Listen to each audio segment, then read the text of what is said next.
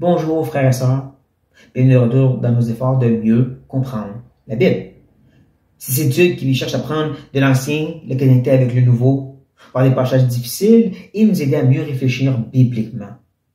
Nous continuons à avancer dans le livre de Josué. Et on arrive à une histoire bien connue, lorsque Josué a arrêté le soleil. Une histoire que plusieurs de nos jours aiment répéter. Ils aiment énormément surtout ce petit énoncé. Il n'y eut point de jour comme celui-ci, ni avant ni après, où l'Éternel ait écouté la voix d'un homme, car l'Éternel combattait pour Israël. On a beaucoup se concentrer sur cette petite partie-là. Dieu va faire qu'est-ce qu'on dit. Tu peux commander à la température, tu peux commander à ces démons-là, tu peux commander comme Josué. Est-ce vraiment une grande démonstration de foi de faire ceci? J'ose dire que non, mais un grand effort pour dénigrer la parole de Dieu. Donc, cette sorte d'attitude-là vient nier deux aspects très importants du texte. Premièrement, dans le verset. Le verset commence en disant « Il n'y eut point de jour comme celui-ci, ni avant, ni après. » Le Saint-Esprit, sous la direction, dirigeant cet homme qui a écrit Josué pour nous dire cet aspect-là n'a jamais existé avant et n'est pas supposé exister après. C'est pas que je l'ai répété, c'est quelque chose qui est particulier. Donc, de dire « soyons comme Josué », c'est de manquer le point de vue très clair de Dieu, ni avant, ni après. C'est pas que je l'ai répété. C'est pas « voici comment avoir une grande foi et déposer des montagnes ». Non. C'est quelque chose de particulier que Dieu a fait. Et ça, c'est la deuxième chose. Il y a un contexte ici. Il y a un contexte à cette circonstance. Un armée ennemie est venue contre Gabaon et donc Josué vient pour délivrer le peuple de Gabaon, les gens avec qui il avait fait une entente. Voici qu'est-ce que Dieu dit à Josué. Ne les crains point, car j'ai livré entre tes mains. Aucun d'eux ne tiendra devant toi. Ça, c'est important. Avant même que tout commence, Dieu apparaît à Josué pour lui dire, je vais être avec toi, et même aucun ne tiendra devant toi. Tous ces ennemis-là doivent être battus. Quand Josué voit la journée commencer à se terminer, et voit que toute l'armée n'est pas toute combattue et éliminée, ben, logiquement, il se dit, Dieu a dit, faut tout doit être battu, aucun doit tenir contre nous. Ce n'est pas une grande foi qui déplace les montagnes, c'est beaucoup plus une réflexion logique et divine. Dieu m'avait dit, il faut les combattre toutes.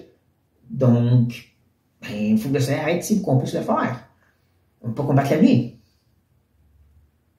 Nous sommes par la réflexion divine en passant, en lisant la parole de Dieu. Mais bon. Donc, on voit que c'est pas l'idée de pouvoir contrôler la température. On ne voit pas ça être répété dans la parole de Dieu. Et là, vous dites, ah, mais Élie! Et souvent l'exemple qu'on aime utiliser. Élie a arrêté la pluie, lui. Encore, on oublie le contexte dans lequel cette histoire se passe. On va juste lire. Voici qu'est-ce qui se passe lorsque la pluie a arrêté et 3 ans plus tard quand la pluie était recommencée. Et oui, c'est Élie qui a prié, mais lisez qu'est-ce que Dieu lui dit avant. La parole d'Éternel fut ainsi adressée à Élie. Dans la 3e année, va, présente-toi devant Achab et je ferai tomber de la pluie sur la face du sol. Ah. Élie peut prier que ceci arrive, non pas parce qu'il était un homme de grande foi, parce que Dieu lui a dit, ça va arriver. Et très rare, je dis presque impossible, presque jamais de nos jours, Dieu vient apparaître aux gens et dire, tu dois prier ainsi. Oh oui, l'Esprit nous guide. Mais, comme Élie, comme Josué, faites attention. Et comme je dis, oui, on parle de la réflexion de l'Éternel en lisant la parole de Dieu. Et pour revenir au contexte, justement, cette deuxième partie, comme je disais, c'est Dieu qui avait une intention et un but. C'est Dieu qui voulait se glorifier, autant par la pluie qui arrête et qui revient, que par cette défaite des ennemis de Josué. Justement, en plein milieu de cette histoire, avant que Josué arrête le soleil, on lit ceci. Comme il fuyait devant Israël, et qu'ils étaient à la descente de Beth-Héron, l'Éternel fit tomber du ciel sur eux de grosses pierres, sûrement du grail, du grêlon, jusqu'à Askelon, Asséka. Ils périrent. Ceux qui moururent par les pierres de grail furent plus nombreux que ceux qui furent tués avec l'épée par les enfants d'Israël. Est-ce que vous voyez comment, encore une fois, le Saint-Esprit inspirant les hommes à écrire prend le temps dans cette belle histoire de ne pas mettre l'accent sur Josué et sa grande foi qui contrôle le soleil, mais Dieu qui contrôle la température et qui accomplit des grandes œuvres à la gloire de son nom à lui. C'est tout en rapport avec Dieu, pas nous. Tout en rapport avec l'accomplissement que Dieu veut faire et le fait que des fois, il utilise des hommes pour le faire. Mais il n'a pas besoin de nous pour le faire non plus. Il peut envoyer des roches, des grêlons du ciel pour détruire ses ennemis s'il le veut.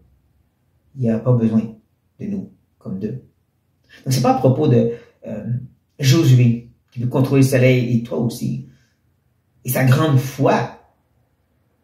Non. C'est à propos du fait que Dieu a fait grâce. Et oui, il y a quelque chose de particulier ici. Mais ne dit pas à le répéter de votre côté. Gardons ces choses en tête la prochaine fois qu'on arrive à des passages comme ceci dans la parole de Dieu. Sur ce, frères et sœurs, soyez bénis.